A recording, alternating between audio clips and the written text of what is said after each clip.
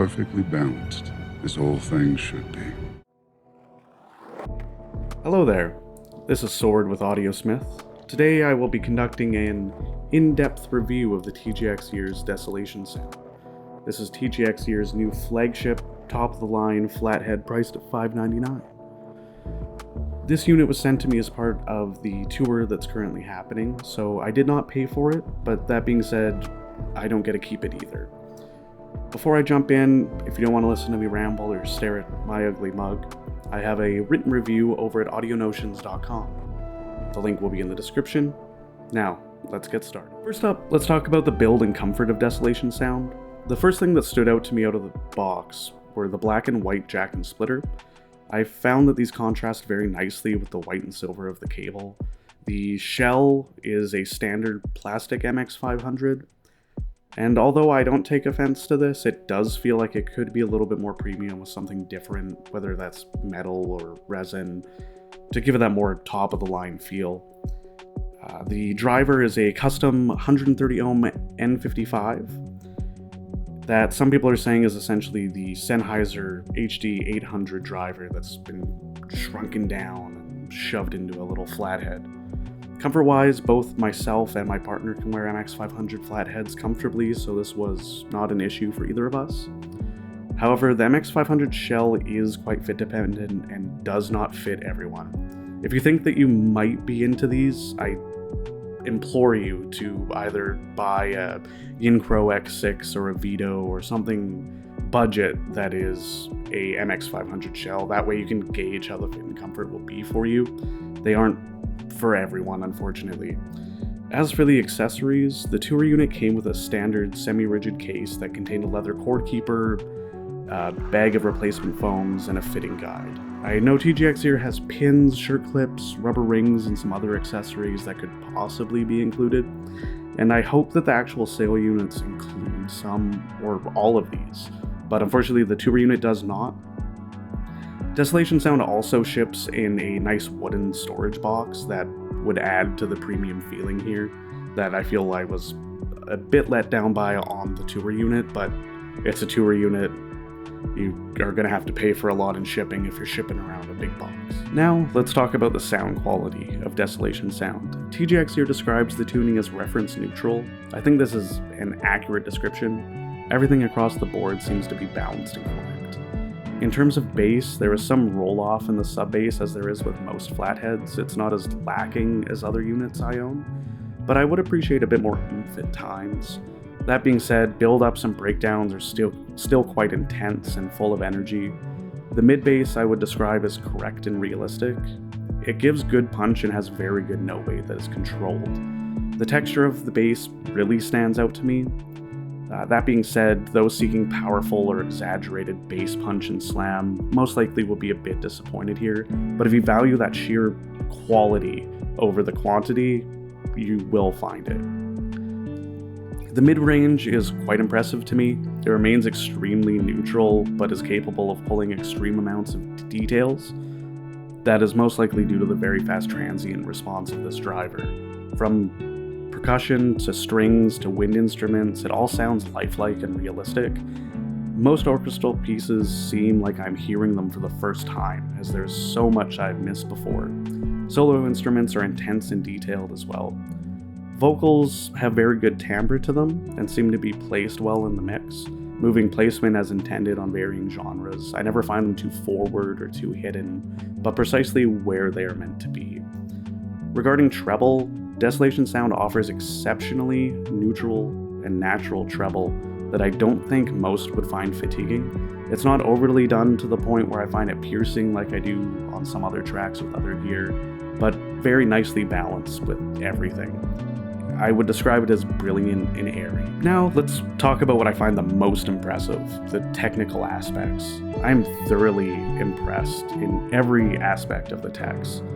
These stand out apart from everything that I've previously used by quite a large margin. Busy tracks and congestion, absolutely no problem. Even some of my harder tracks that are recorded with clipping clearly clip. They don't get jumbled like most of my other gear that I've tried.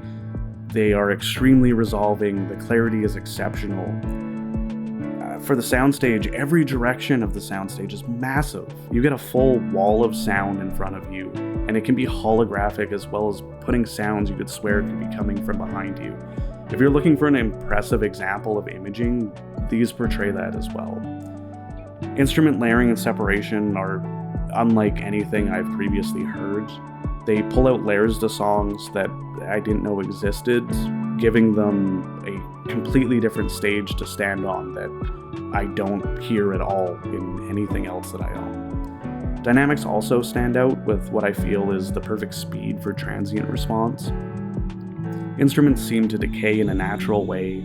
I never feel as if something attacks or decays too slowly or too quickly.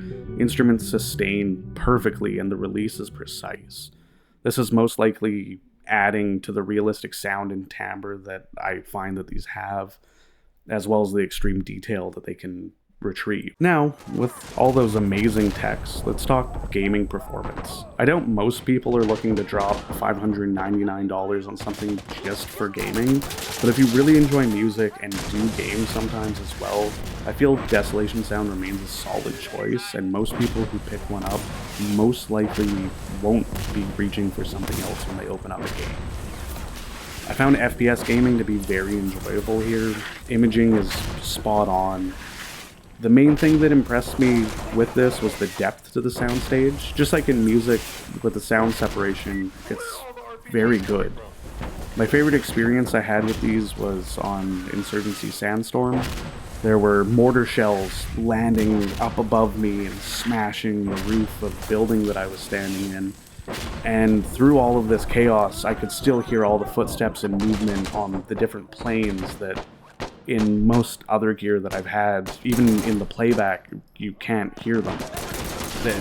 They were non-existent for those footsteps.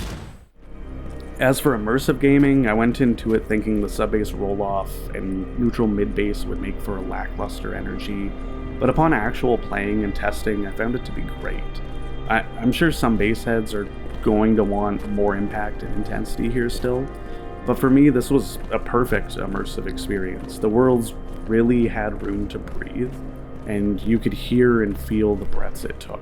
Just going for a short jaunt in Stalker Gamma really pulled me in almost immediately. Over in Elden Ring, just walking about felt incredibly open and large. Once boss fights started and the music kicked in, it got really intense. And it reminded me of my first time playing through the game and the experience with the music and the battles, and this was a great experience, as I truly wish I could play this again for the first time. It was nice to have that feeling again of like, this is incredible, this is the first time I'm doing this. Although this is a top-of-the-line product and I probably wouldn't recommend it just for gaming, I feel like this is the closest thing that I have tried that truly excels in both music and gaming. As of right now, I don't own it. If I do manage to purchase it and get my hands on them to keep, I will definitely continue to use them for gaming purposes. To offer some comparisons for those of you who have tried either Serratus or Totem, I find Desolation Sound to have a slightly less impactful bass than Serratus, both in sub and mid bass, but more so than Totem. The quality and bass texture easily stands out over both of them for me. I find the mids of Serratus to be a bit recessed and Totem to be a little bit too forwards.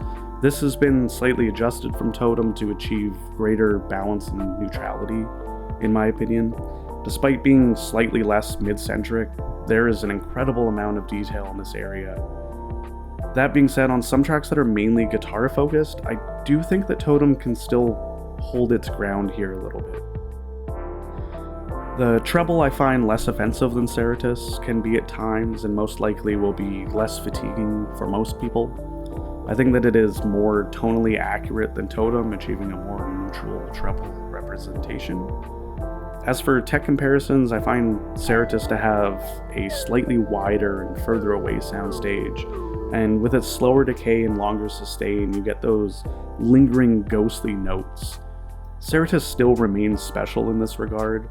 Although Desolation Sound is slightly less wide, I feel that the stage center positioning is more accurate, and it has leagues more depth and height to it compared to Serratus or Totem, offering a very grand experience. The dynamics, imaging, clarity, and details are all noticeable steps higher than Serratus or Totem.